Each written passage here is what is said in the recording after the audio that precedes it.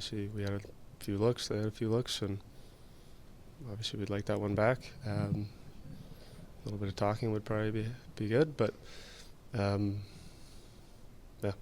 I think we see good signs. I thought, obviously we had an opportunity to win tonight. We didn't. Thought we gave ourselves a chance to win in Dallas. We didn't. You give yourself a chance in games, you're going to win more than you lose.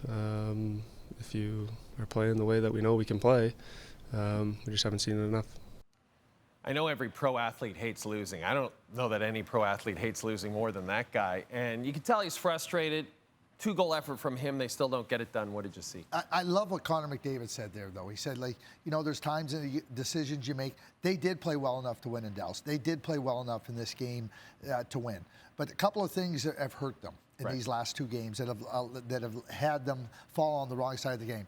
The penalty kill. We saw how great the penalty kill was last year in the playoffs. I mean, it was brilliant. It was elite. Yeah. And now it's not very elite. And that gets the Carolina Hurricanes back in the game after they're down 2-0.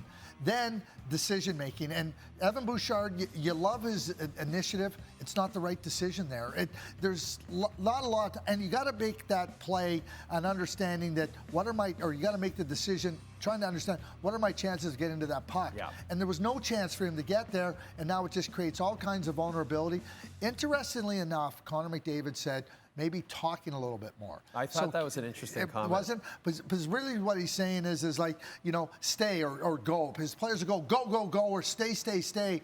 A little communication might tell Evan Bouchard, hey, listen, that's not a time to go and sit back. And that, I think, is where the communication becomes imperative for your other players to understand, okay, maybe you're looking to think you have a chance, and then somebody goes, no, or stay. And okay, I'm not going to make that decision. They got burnt in 2 straight games, in games that they played well enough to win. I don't think there's any doubt about it. I want to talk about Cole Perfetti. 3 assists on Tuesday night and 7 points in his last 3 games. Are we finally seeing that Perfetti breakout that Jets fans have been waiting for? Yeah, he's an overnight sensation. Right? You get drafted high in the draft like Cole Perfetti did. The Winnipeg Jets, no team does a better job of drafting and developing their players. And there's some teams that do as good a job, but the Jets are brilliant in that area.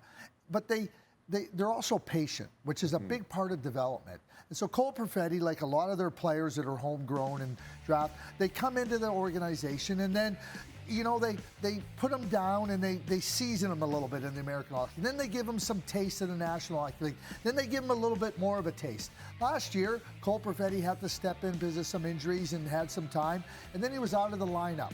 And then in the summertime, new contract comes, and Cole Perfetti believes in himself. But so do the Winnipeg Jets believe in Cole Perfetti.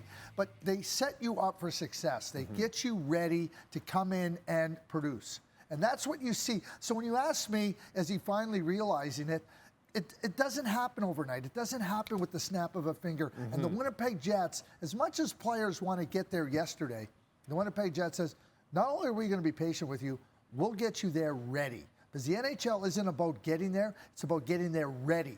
And that's what the Jets do an excellent job with their young players. Austin Matthews, just 2 shots against the Columbus Blue Jackets. They come off that very impressive win over the Lightning, and then it's their most lopsided loss of the season. What happened to the Leafs on Tuesday? It's October 22nd when we're doing the show, or late at night, and then everybody will watch it on October 23rd, and people will probably say, it's early, Craig. Really, you're going to start here late? This type of game that the Leafs have after they played so well and had a good game against Tampa Bay Lightning is why it's sometimes really difficult to take them seriously. And as well as they played at the beginning of the season, this is the type of game you go into Columbus. Columbus is they're devastated with injuries. The defensive play, and by the defensemen specifically in this game, was awful. And now you get behind in the game. Oliver Ekman-Larsson turns it over, and then where does he go? Oh, he goes nowhere, and now it's 2-0. Then this is great play by William Nylander. Oliver Ekman-Larsson can't handle it, holds the puck.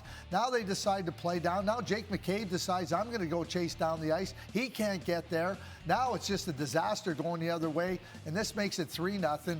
The defensemen in this game, and I could single out one over the other one, just weren't very good in this game. And when your defensemen aren't playing well and you got all kinds of problems in that area of your game, passing the puck, defending, not making the right decisions, you're going to pay a big price. So in this specific game, The defensemen just were not very good. And Dennis Hildeby stands up at the end and he says, yeah, I prepare like he did. And it's easy to look at Hildeby.